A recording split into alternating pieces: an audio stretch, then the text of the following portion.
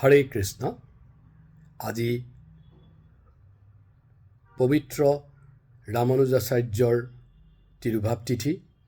গতিকে এই তিথিৰ লগত সংগতি ৰাখি আমি দুআষাৰ ক'ব বিচাৰিছোঁ। ৰামানুজাচাৰ্যৰ আজি তিৰুভাৱ তিথি। শাস্ত্ৰত কোৱা হৈছে যে ভগৱানৰ আবিৰ্ভাৱ আৰু তিৰুভাৱ এই দুটা তিথিয়েই পবিত্ৰ। সেইদৰে ভগৱানৰ ভক্ত বা ভগৱানৰ প্ৰতিনিধিসকলৰো আবিৰ্ভাৱ আৰু তিৰুভাৱ দুটা তিথিকেই অতি পবিত্ৰ বুলি গণ্য কৰা যায়।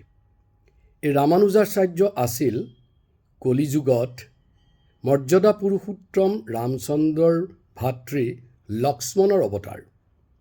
দ্বাপৰ যুগত শ্ৰীকৃষ্ণ ভগৱানে মৰ্যাদা পুৰুষোত্তম শ্ৰীৰামচন্দ্ৰ ৰূপে আহিছিল আৰু তেওঁৰ ভাতৃ আছিল লক্ষ্মণ।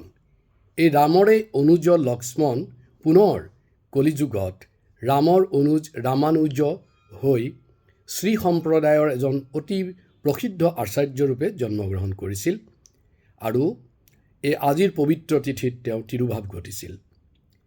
1017 চনত তেওঁ এই ধৰাতললৈ আহিছিল আৰু 120 বছৰ কাল তেওঁ এই পৃথিৱীত বিভিন্ন ধৰণে শ্ৰী সম্প্ৰদায়ৰ এজন আচাৰ্যৰূপে বৈষ্ণৱৰ মাজত এটা যি আন্দোলন, সেই আন্দোলন জগাই তুলিছিল।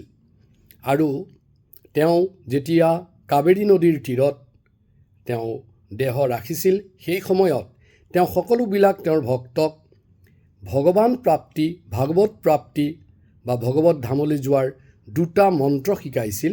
তাৰে প্ৰথমটো কথা হ'ল যে আমাৰ বৈষ্ণৱ সেৱা আৰু দ্বিতীয় হ'ল শুদ্ধ ভক্তি। বৈষ্ণৱ সেৱা আৰু শুদ্ধ ভক্তিৰ দ্বাৰা কেনেকৈ ভগৱত প্ৰাপ্তি হ'ব পাৰে, সেই কথাটো তেওঁ সকলোকে সকীয়াই থৈ গৈছিল।